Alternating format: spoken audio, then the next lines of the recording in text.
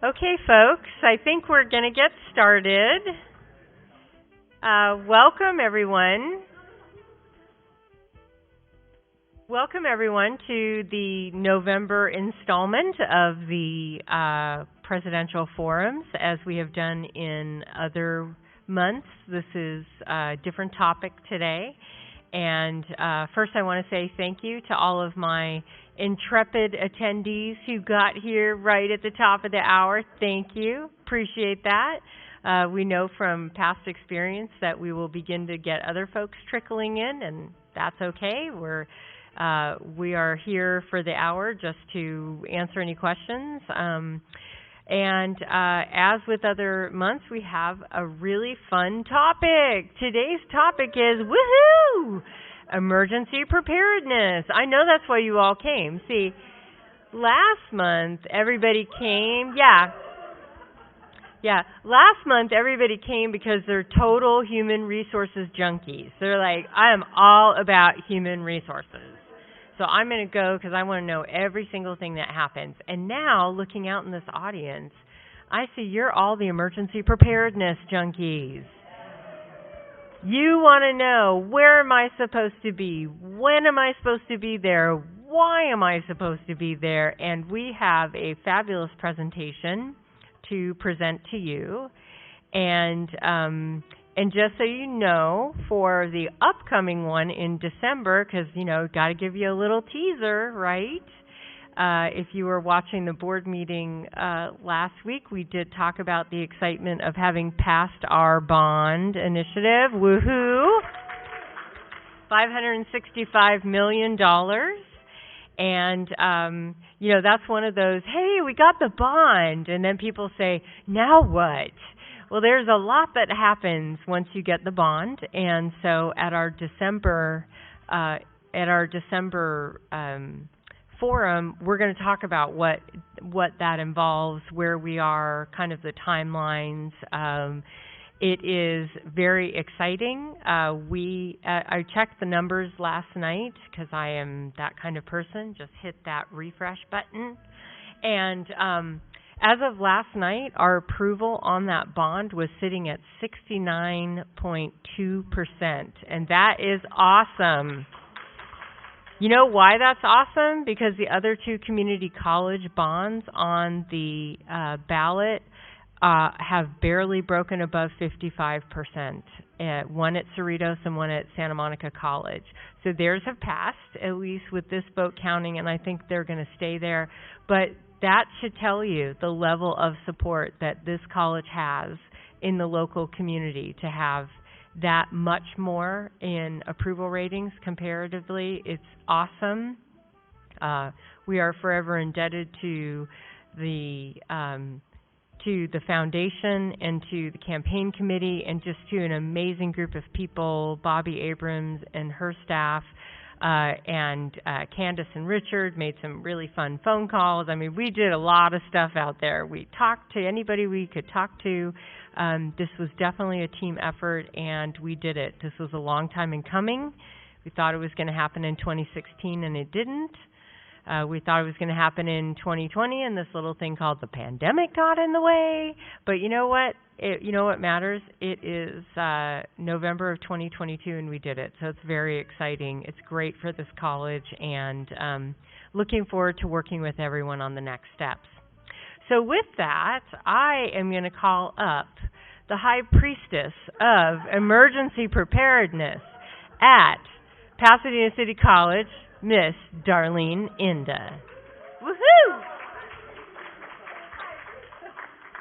I don't know about the High Priestess, but I probably don't even need a microphone because most of you guys can hear me across campus anyways. So, hello everybody. Thank you guys for coming to our emergency preparedness presentation today. And today what we are going to focus on is what we have done, what we are doing, and what we are going to continue to do for this campus. Prior to the pandemic, the district was working on emergency preparedness. You guys were getting started when Dr. Bush was here, and then again, the lovely pandemic hit, so kind of dropped to the wayside again.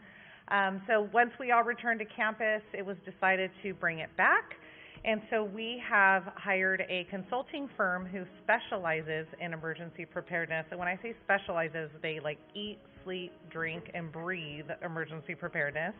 And we hired Katali Consulting.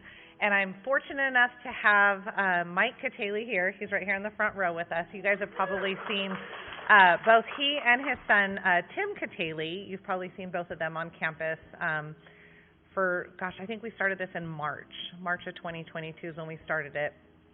And both Mike and Tim, Mike has 25 years with LA City. He corrected me. I said county. He said city. With LA City Fire, he was, I think you were a captain, correct? Yes, he was a captain with LA City. And then he actually began teaching at Oxnard College Fire Academy. He taught there for 7 years and was actually the department chair for public safety there at Oxnard College. His son is also a captain with LA City and has been a firefighter for the past 10 years. And so both of them together, their level of expertise has really helped us put together a great emergency preparedness plan for this campus that's made up of a couple different plans, a couple different initiatives that we've started already. The first one, you probably saw them, as I mentioned, they did a detailed campus safety and risk assessment plan. I don't know if you saw them kind of walking around campus. They were here for about a month. They literally walked every orifice of this campus, every single building, every single room, and what they put together was a full-scale campus risk assessment of the entire campus. And it resulted in some findings. Some findings actually, ironically, I think he has a crystal ball of these things because they actually happened. One of which was the fire that we had down at Lot 5, the pine trees. That was like I think it was one of the top things on their list. And sure enough, about a month later, a fire happened there. So I don't know if he started it. I don't think he started it, but it happened. So all that to say that he's got a crystal ball. But then, as you guys know, we had an incident last week in Lot 5 with our lighting going out, and that was also one of their findings, was to replace and repair the lighting that was in Lot 5. So this full campus risk assessment document will also be available on, I believe we're putting it on Police and Safety's website. So you guys will be able to see exactly everything that they did, all their findings that they had. We're already working on even more than just that. All of those plans, we're working on a pine needle, which is in regards to Lot 5. Daryl and Carl are actually working on that plan together. And I believe have they presented it yet? They have presented. Okay, so they're meeting with Candace on that. And then I'm also working with Chief and Richard and Candace on putting together one of the top findings that Mike and Tim found was, as you guys know, vehicles driving on this campus. They just drive on campus, just weave in and out. And so we are working on an actual policy to, we know that we can't fully cease it because we have work vehicles on campus that sometimes have to come on campus, but we will have a policy to mitigate the amount of vehicles that are on this campus, and when they do come on campus, it'll be done safely. So that's one of the plans that they're working on. They also took 2 of our existing emergency operations plans in our crisis communication plan and merged them into one. So the new emergency operations plan that they just presented to us will also be available for you guys to view.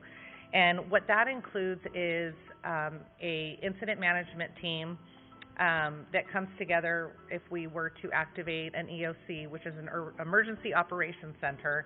Whether it's a full EOC, whether it's a partial EOC, the emergency operations plan will identify different levels of emergencies that will decide how the EOC is activated. Also, the crisis communication plan is within that EOP, and that also outlines different levels of emergencies. So you'll have 3 levels. You'll have your level 1, which is minor. You'll have level 2, which is moderate, and then you'll have 3, which is major. And that's part of the crisis communication plan that's within the emergency operation plan.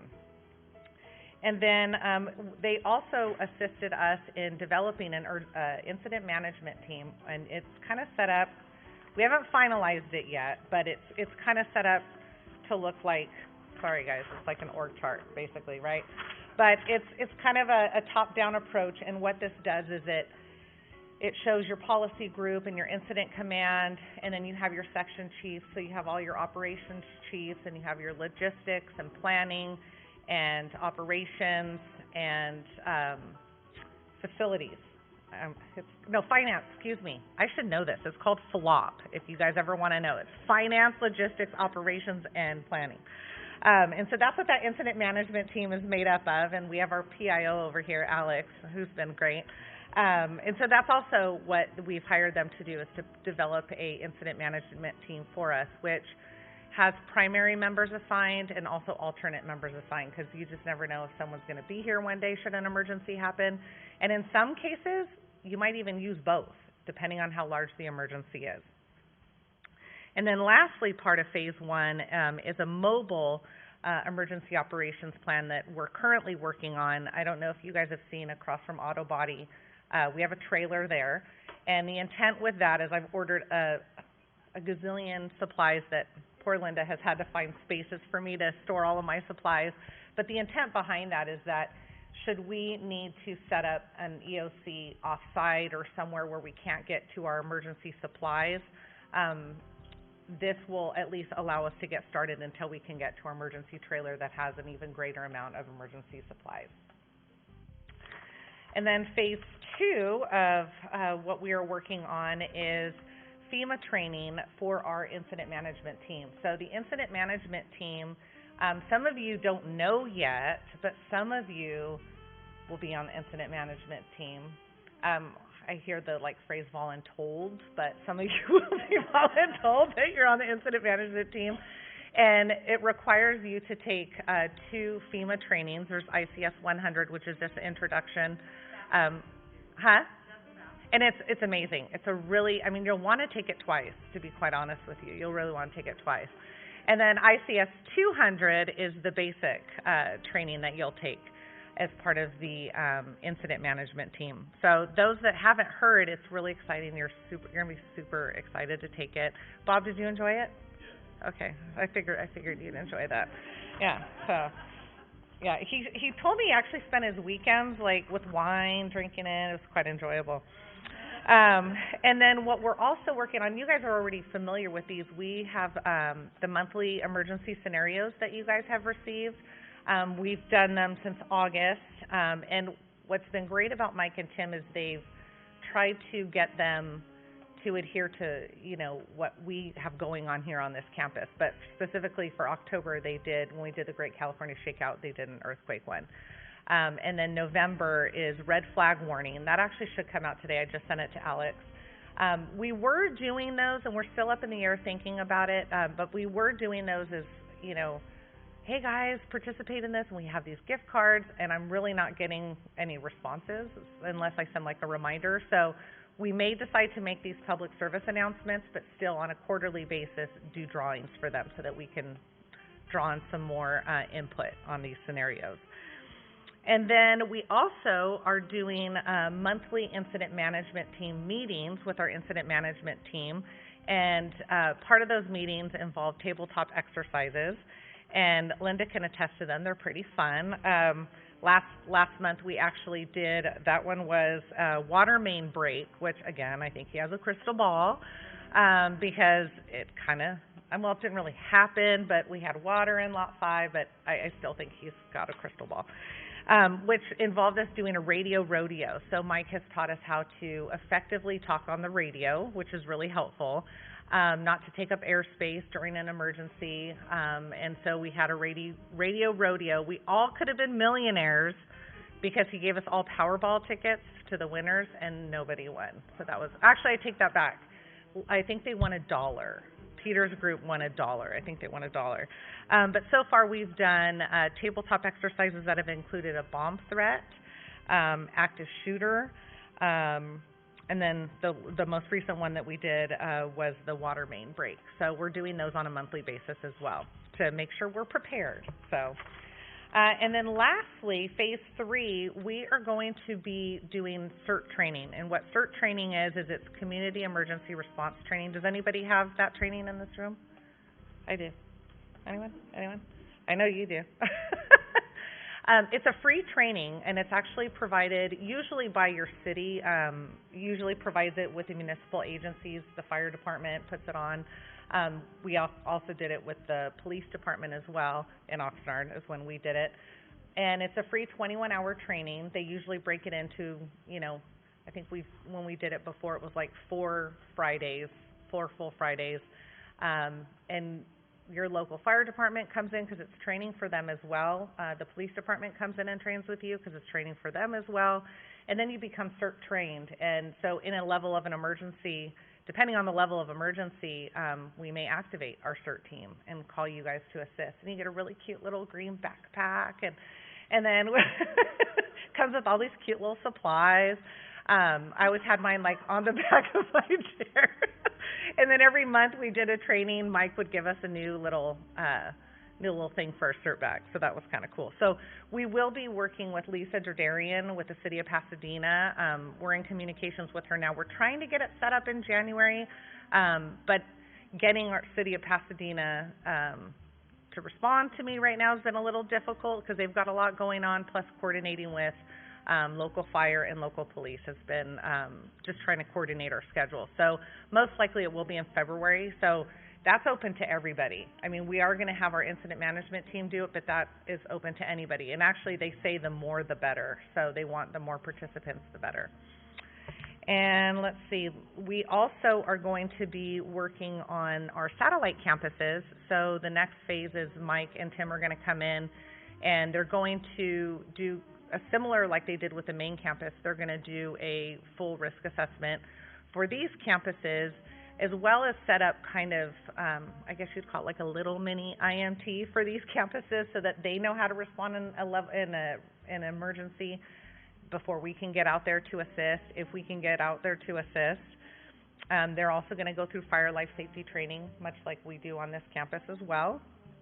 And then lastly, our ultimate goal would be a full-scale drill. That's what I would love to do on this campus. At my prior district, we actually did the largest, I guess it's like the largest full-scale drill on a community college campus in California. We did an active assailant drill. I was trying to find the newscast because they actually filmed us on the news.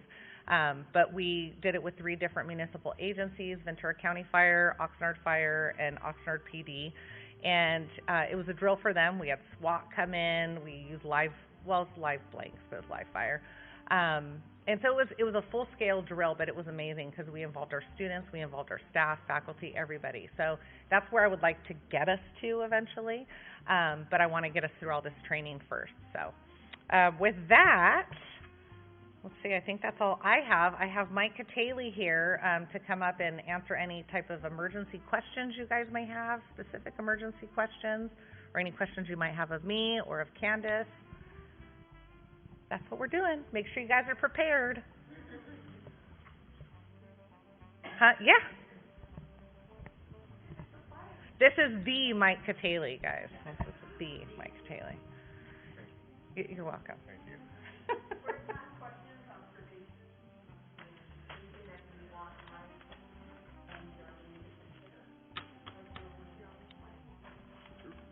Really quick, before the questions even start, if there are any, I'd just like to say a few words about my relationship with Pasadena City College. And Erica, Candace, and Darlene have been nothing but wholly supportive of this program. And my son Tim and I formed this company 6 months ago, and this was our first client. And so this is our first time to dip our toe in this water. I've been doing it as a sole proprietor for 25 years. And it was 35 years on the fire department at 25. Sorry. Don't you cut out 10 years. I was trying to help you a little bit. Anyways, and there's people in this room that are on the incident management team that have been going to these trainings and are dedicated and really concerned about everybody's safety here on campus. In our time that we got to walk around the campus and do the campus risk assessment, I talked to many of you out in the audience, and the concern for your safety on campus is genuine. and you voiced it to us. A lot of you did, and we're fixing things. We're making this incident management team ready to go. We've been practicing on the radio. We've had many incidents. Some of them, like Darlene said, have come true. I urge you to get ready, and there's things you can do to get ready. I just watched this show on Netflix the other night, and it wasn't The Rock in San Andreas. San Andreas, yeah. It was an actual He does show that video it was from an the actual screen. documentary. It was an actual documentary called Earthstorm, and they covered the Northridge earthquake. And the Northridge earthquake was only 7 seconds long, if you can believe that. And the next one they're predicting is going to be minutes long. And I urge you to get ready. And there's some great websites. I think I sent them to you a couple weeks ago. Ready.gov. You can build a communications plan for your family at home. You can build a home preparation plan to get ready at home. And it's just time to get ready. It really is, because something's going to happen sooner or later. And it's going to happen here. In Pasadena, I'm sure the San Andreas Fault goes through here somewhere, because it gets shaken up here. So go to CERT training when it becomes available. You'll learn lots of things, how to do search and rescue, how to put out fires, how to prepare for earthquakes, those kinds of things. How to lift a car. Yeah. I learned how to lift a car. So, and I actually went through it with Darlene at Oxnard College, and that was after a long career in the fire service, and I learned a bunch of things. So, that's really all I wanted to comment on. Your executive staff has gone in full boat on this and really pushed this program along and been supportive, and I want to stress that to you. So, are there any questions? Go ahead.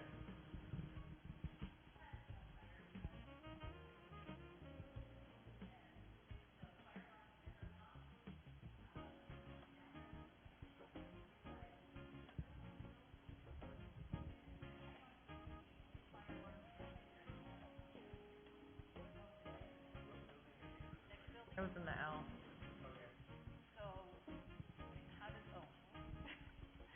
So the question is, are there really no smoke detectors downstairs at all? And if there aren't, is that code? And if there are, how come they didn't go off? And then once the police came and then we went back down, so the room was filled with smoke. And then they opened the door so the smoke went through the building. And again, no smoke. Well, there's smoke detectors over the counters, but no fire alarms went off. Nobody was evacuated. Not at all. Nothing went off. Nothing went off. Nobody was evacuated. Nothing happened. How long ago was this? This was last Wednesday. Wednesday.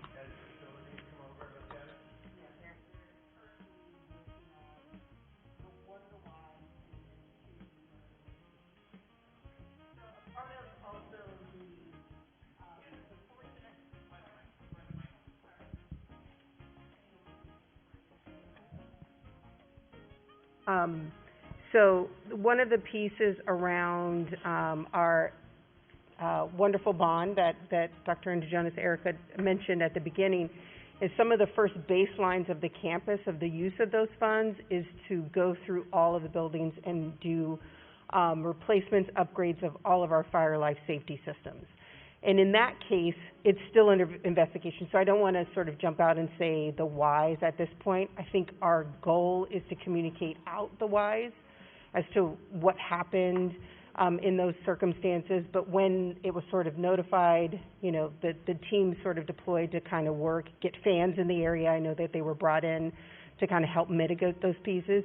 So we will be following up to sort of share out what the next steps on those pieces are. But we understand it's a concern and are working actively to make sure as we go through our different buildings.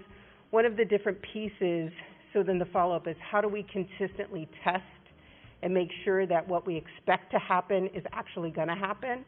And so usually we use our down periods, so facilities, campus police.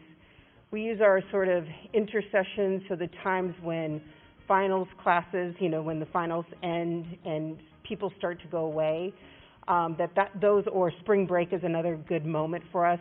We use those moments to go through campus to test these systems to make sure that they're working as expected. And so we know we have some nuanced pieces that we're going to be working to improve, but we will certainly follow up with all residents in the L building on sort of what the next steps look like there. So it's a good concern, Terry, and I appreciate you bringing that up.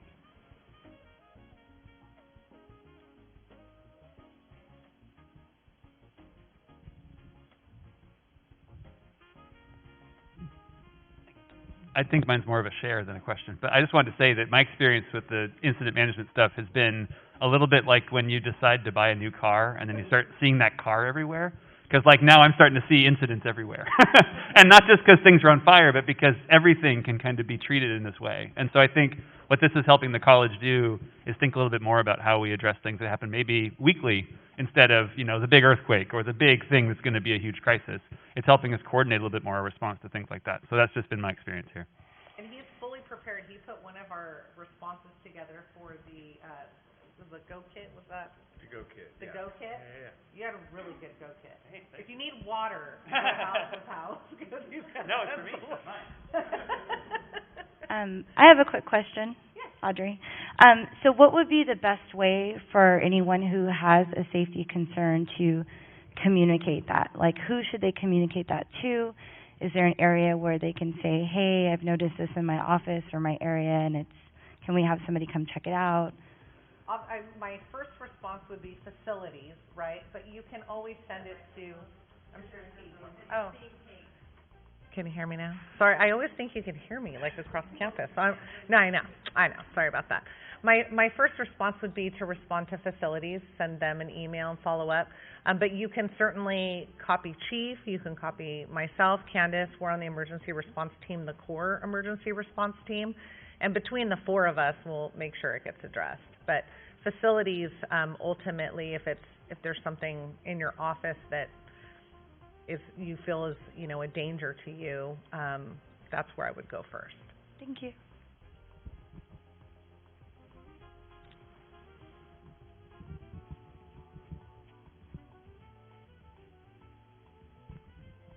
Hi.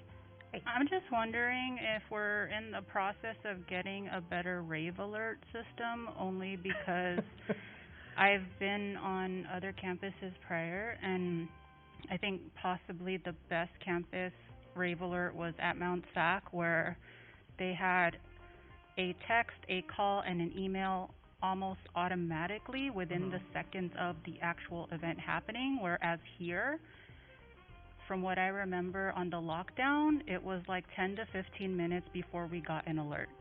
So that one is a little bit concerning, and especially when we're trying to get to people that possibly walked out of the office or whatever, trying to communicate those things. Like if we can't get a hold of them, the rave alert serves as that, but in my experience with here, we always have this really huge delay. So my answer to you is yes. Hopefully I'm a yes and a yes and a yes. Now that we have our lovely bond, that's part of our initiative is to get a new emergency notification system, and there are some really great ones out there right now that do what you stated and even more. So, and they're more responsive, they're more high tech, and there's more communications than just on your phone. They have emergency. When I left my last district, I had just finished a huge project out there, and I did it with Mike as well.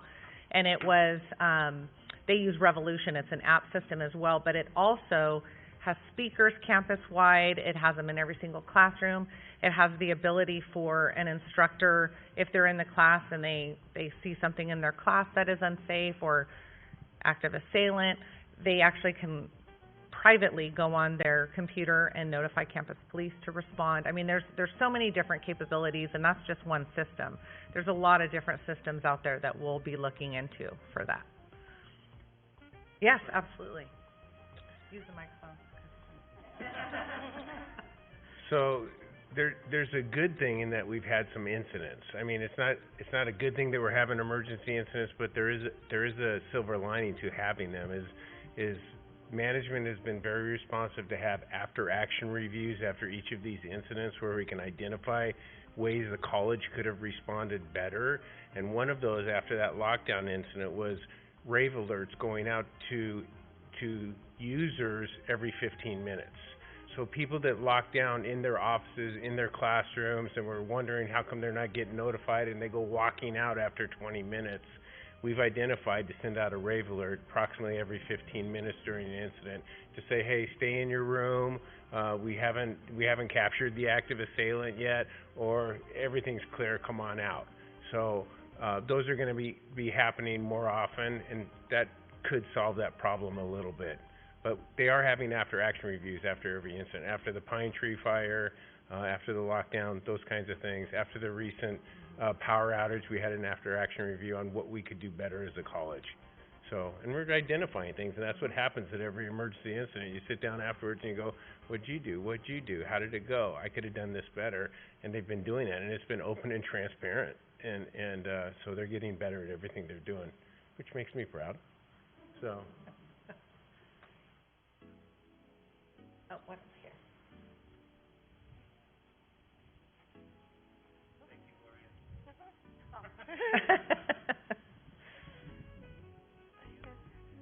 I think you mentioned that you have ordered supplies that are kind of stored all over campus and in that mobile unit outside the auto shop. So are there earthquake preparedness kits that are somewhere on campus? Are we going to have any in our departments? We don't have actual earthquake preparedness kits in each of the classrooms, or in each of the offices, I should say, but we do have, so currently right now in Lot 10, we do have two 40-foot trailers that are housed full of emergency response equipment, down to lighting, down to porta potties, down to blankets, down to you name it, everything's in there. We have additional emergency equipment that we just ordered that we're going to be putting in our mobile trailer as well, to have in the event we have to set up shop off-site for some reason. But that's a good point. I've also been asked about first aid kits in all of the classrooms, in all of the offices as well. I think I saw one. They're usually old. I know there's usually old stuff in there. But what I do also understand is our student health centers, they actually have the capability to get these supplies for us. That's how we did it at our last district. They would get them for free. I don't know how that works here per se. That's something I can definitely look into. But you made a good point. I'm definitely going to take note of that, to look into supplying those for the campus.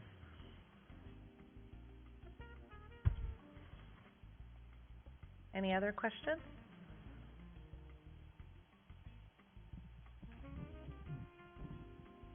Just to revisit the rave alert, something I think just to add to the conversation as we look at new vendors and how to continue with it.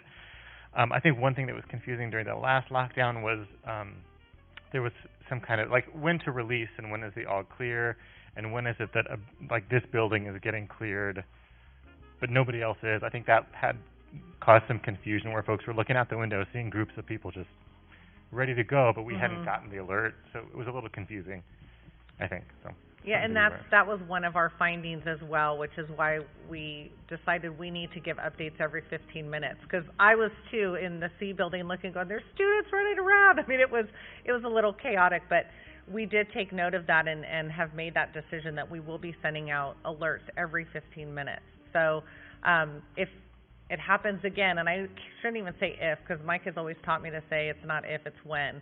So when an incident happens again, just know that be patient and look out for that 15-minute update, because they will be coming out every 15 minutes to you.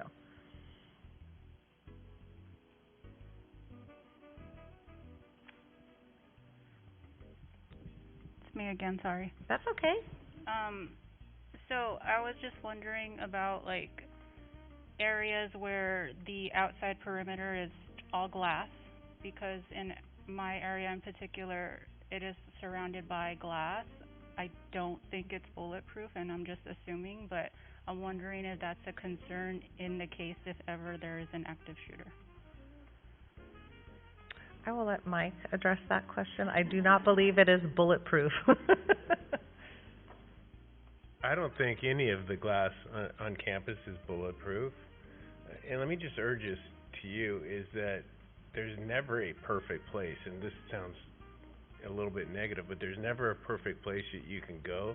The best thing you can do, and all of you should do this, and I asked some of you when I walked around, where are you going to go when there's an active shooter?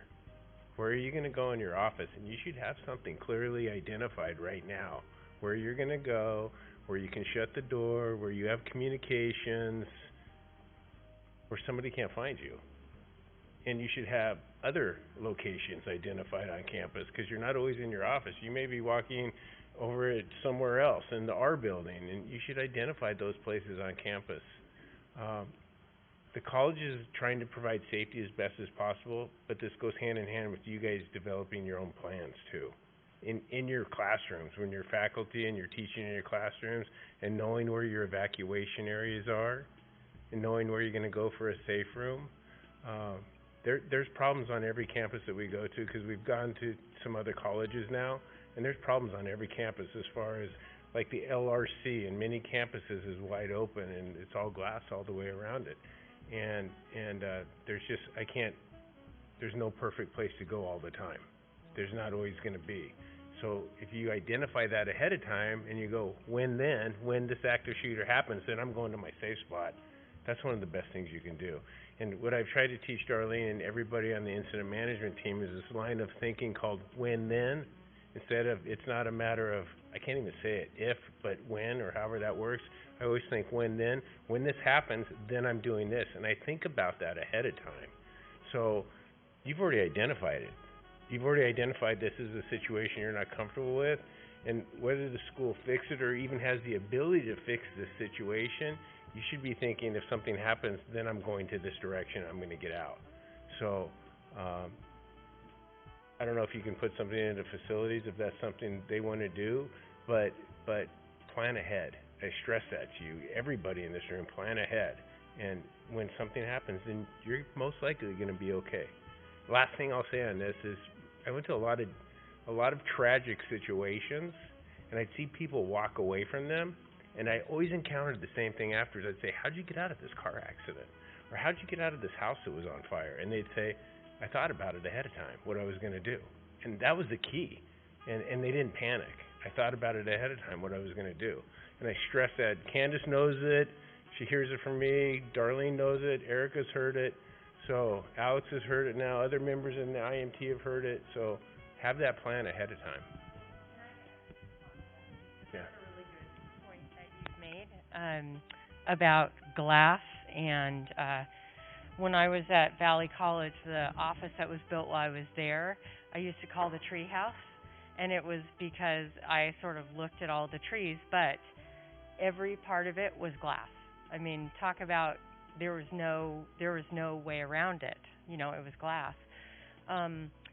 This is one of the unintended consequences of new buildings, especially being built in California, that are LEED certified, that are efficient when it comes to our environment.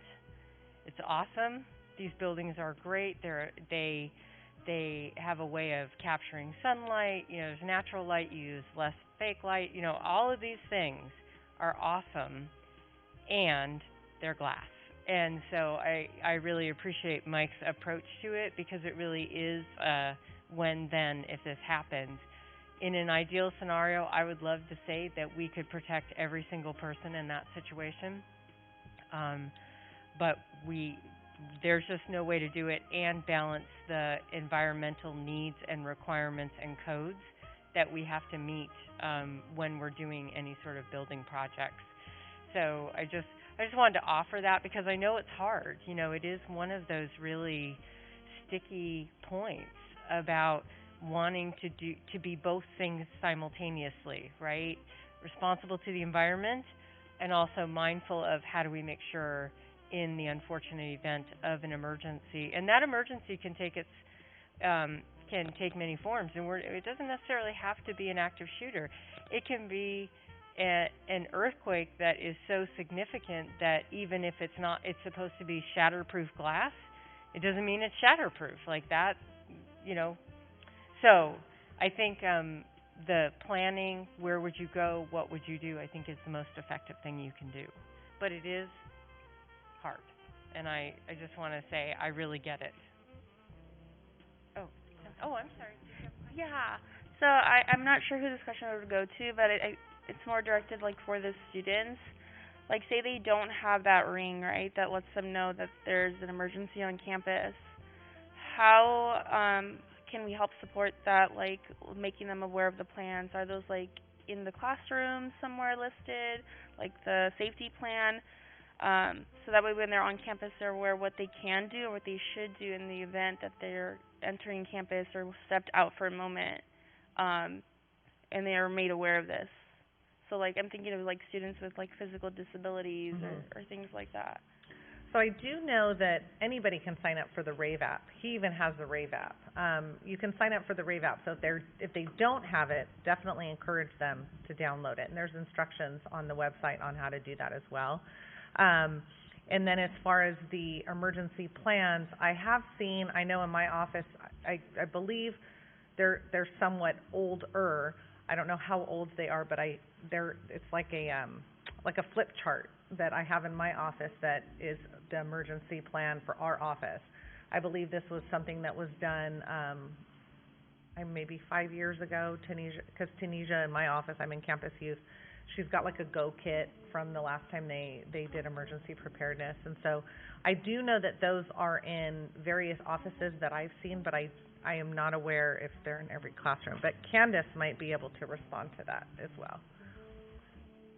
Only that we're continuing to work with like our first year experience program and some of the new student orientations. So they're already starting to prep for those pieces coming in the fall. So as new students are coming on campus, we're helping them sort of engage and understand those pieces. I think the classroom pieces that Darlene mentioned are things and action items that I think we're going to continuously take and sort of shift, because students, it's not as easy to communicate with them as it is to our captive audience of staff and faculty in the same ways. They don't read through papers and papers of emergency planning documents and things like that. And so we're really looking for the community on really creative ways that we could make sure that they understand. But orientation is one of those pieces that we think would be really key and pivotal in sort of moving us forward, and then working through how those things are available in each of the buildings as well,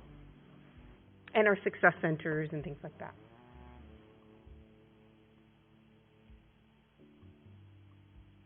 No? Any other? I actually got it. Dr. Young has a question. Dr. Young back there. First of all, I want to thank you for putting on this workshop and this presentation about emergency management. Will there be any information that we can share out to faculty and staff that did not have the chance to attend today? Yes. So this is being recorded, so it'll be on the YouTube video. I mean, I do have my slides I'd be happy to share, but they're just bullet points of what they're working on, but I'd be happy to share those as well. Thank you. Leslie?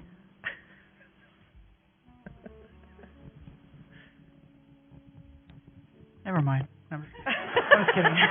I'm kidding, Gloria. I'm kidding. Terrible. I have two questions, actually. The first one, so in the past, when doing like an emergency preparedness, what do you want to call it, manual or whatever for an area, I would work with campus police. Do you recommend that the different departments do that again, or do we have other resources available to us as we work on our own little area plans? That's one question. And the second question is a quiz. How do we feel about emergency buttons, those panic buttons? Anybody excited about that? Or not? I'm just curious what's the face? Well, I'll address the first question. Okay. So to answer the first question, yes, you can definitely work with campus police, but I would recommend as we're going through this emergency preparedness plan on campus, I would recommend reaching out to myself, to Candace, to Chief, and to Mike Katali, because we're working on making sure that we've got plans campus-wide. So if you have suggestions, if you have areas that you want to address in your specific space, that is definitely something that we can work on. It's impossible to address everything all at one time, so that's why it's great to have these forums, because this feedback is super helpful for us to take back and continuously improve. So let me know whatever you need. If I can provide it, I will. I will work with Candace and Chief and Mike on that. He doesn't get to go anywhere. I know he's got other clients now, but we were first, so he has to give us preferential treatment.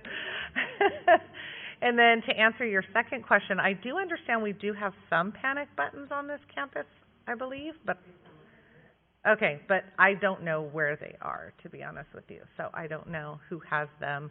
I know that we tried them at Oxnard College. We had them in our health center and in our psychologist's office, and we had them in admissions and records. And they would just go straight to our campus police department for them to respond. They work, but it just depends. We even tried we had tags. We had these little tags. Were you there, Erica, when we did the tags? We had these emergency pull tags, and everybody wore them like a lanyard. And they would pull them in the event of an emergency, or there were buttons on them that would activate a medical incident or a minor emergency, and so it would go straight to campus police, and we had a response team that would automatically respond to that. That went over well for a little bit, but a lot of people didn't really use it, and so then they in turn went with what they're using now, which is an emergency notification system that you can activate on your phone with an app. So I depending on whatever emergency notification system we end up going with, my thought would be that there would be some type of technology device, your mobile app, where you could essentially do the same thing that a panic button would do, because everybody always has their phone on them for the most part. But to answer the panic buttons, I don't know if Erica, you want to speak on that, or if Candace, but I'm not familiar with them. Yeah. I'm sorry. Only that we would add it to an evaluation process. So as we're thinking about, and as we're hearing and hosting these forums, it's important that we're sort of saying, hey, we haven't completely thought of that idea yet. And so let's add it. And as we're thinking about how we reimagine the fire life safety infrastructure here at PCC, that could be a question that gets added. There could be other tools and technology that allow or facilitate that same sort of function. But the need is, if someone feels that they are in distress, how would they communicate that to an agency on campus to get service and help? And so I think we would add it. One other piece, we might have some templates that we can think about. So as I'll channel my inner Mike in that. We want you to be preparing on your own as well. We're thinking about the campus in totality as on the larger scales, but we would never say, Department A, don't do your own plan, right? And so maybe some action item for us is there a template that we can provide that helps you ask the right questions, so as you're preparing those things and working individually based on your location on campus, that you can ask that, and then all of your staff sort of buys into it. You guys know, you've asked the questions, if this happens, then I'm going to do, when this happens, thank you, Mike, then I will be doing X, Y, and Z in those pieces. And so that's one aspect I think we could provide some guidance and clarity on as well in the future.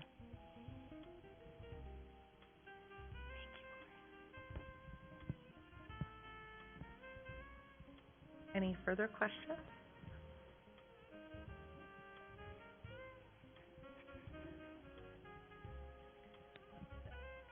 In regards to the panic buttons, do the blue phone stands on campus work?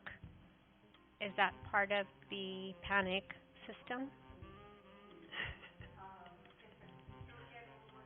Yeah. Most.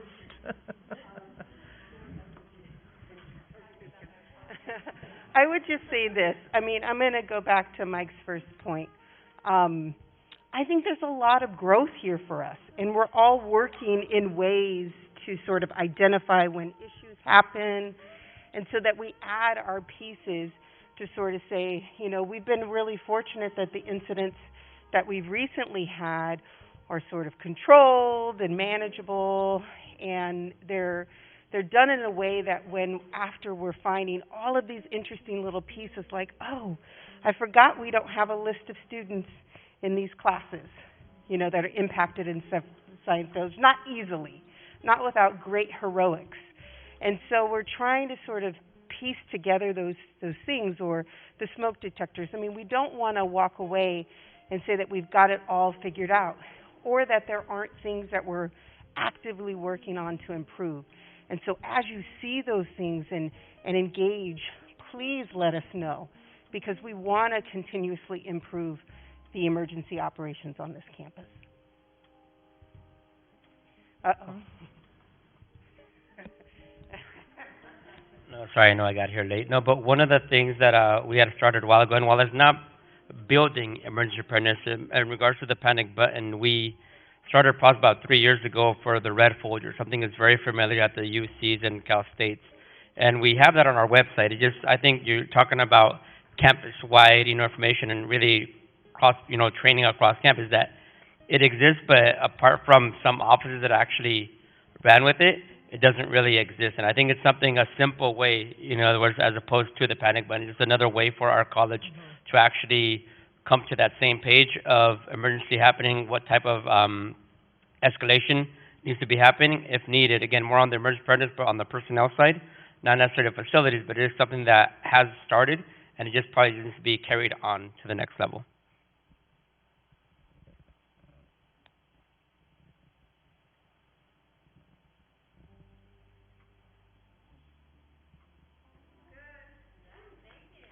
Thank you, guys. I appreciate it.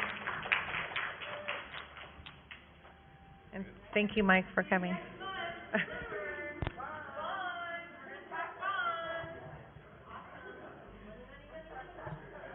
An emergency notification system?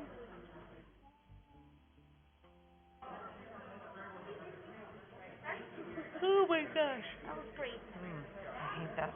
That's just horrible. Where are you going? Where are you going? I haven't even eaten yet. Let's go. Where are you going? We're gonna meet